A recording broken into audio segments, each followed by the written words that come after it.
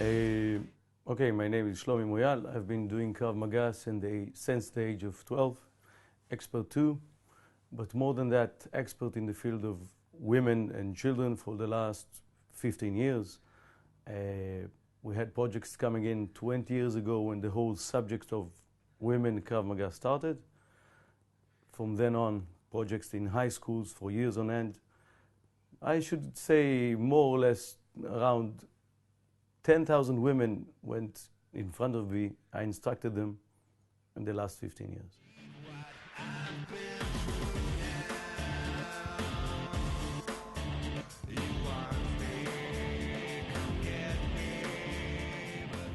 It's a question like, is a knife on your neck a threat?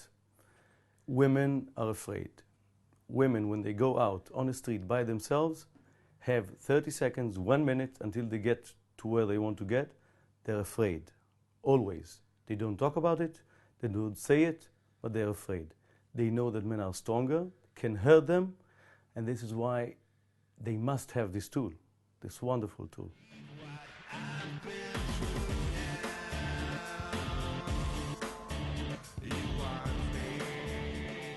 Basically because they have to. They can have a choice and be afraid twice a week, 3 times a week, every time they walk by themselves alone, getting into a parking lot, getting into an elevator with a stranger. Or they can come, do a great class, a bit of fit, lose some weight while doing it, and get the confidence in themselves, in the technique that they have, and be sure that they can have a choice in whatever scenario they encounter. They must have it. Think as a mother, if you had a child, a daughter, would you want her to go into a class and learn how to defend herself? Then why don't you come? Women are afraid. They're afraid of admitting that they can be hurt. It's a fact. You can. You do. Look at the statistics. Why don't you do something about it? This is your choice.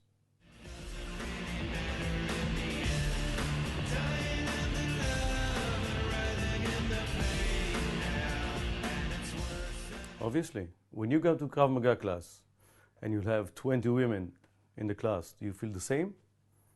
It's a different vibe, a different workout. They cannot concentrate. They cannot work hard as we do. They don't feel convenient with their bodies when there are men around. This is in context of the classes themselves. But the content is completely different. Women don't do punches. They have nails. They are used to this movement more than a punch. This will be the tool. Women don't need to do aggressive work and push-ups and sit-ups. They will always be inferior in power if a man comes and attacks them. They need different drills, different techniques, and a different workout in a seminar. If they want to come to a Krav Maga class and train like us, they're more than welcome. But most women don't. They need the tool, they need to protect themselves, nothing else.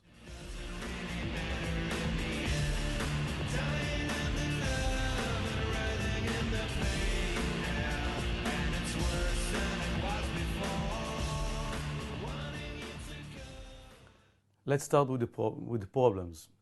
Men and women are different. Most attacks occur with someone you know. More than 75% of attacks happen with someone they know. And the attack happens because there is a miscommunication. Men and women talk differently. They think differently. And on this ground, there are many problems that occur. A woman doesn't deliver a strong enough no. And a man says, okay, she wants me. I know she wants me. I'll try harder. If she really doesn't want it, she'll do something. And they don't. This is the basic ground for the problem that men and women have. And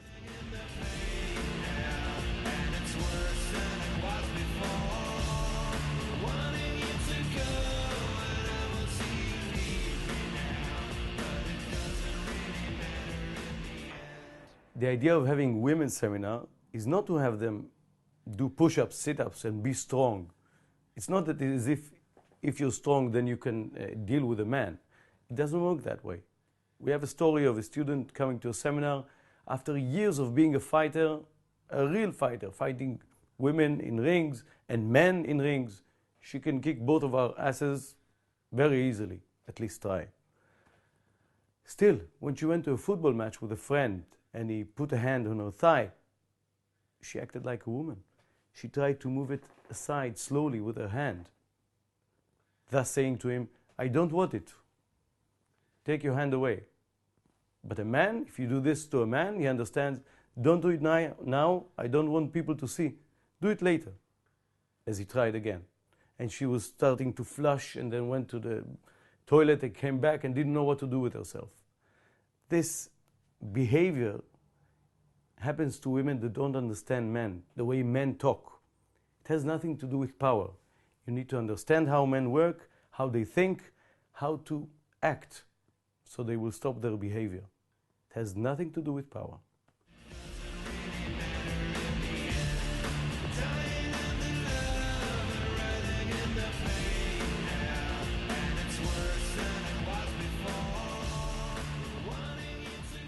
The reason men should teach and not women is because we are the enemy. We know best what happens if a woman kicks us in the groin. No woman can do that. And no woman will believe she can do a release from a choke, a headlock, or a knife threat if the attacker would be a woman. She can be the biggest woman around, with muscles from here to the mountains. Still, she's a woman.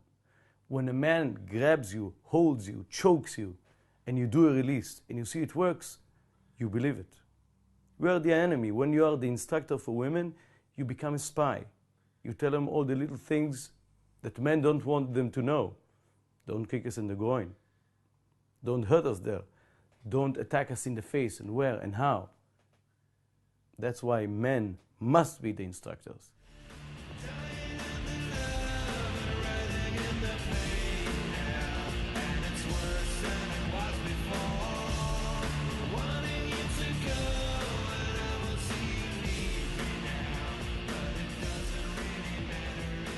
Basically, it's like having a girlfriend and then getting married. It's two different stories altogether. The minute you get married, it's much more complicated.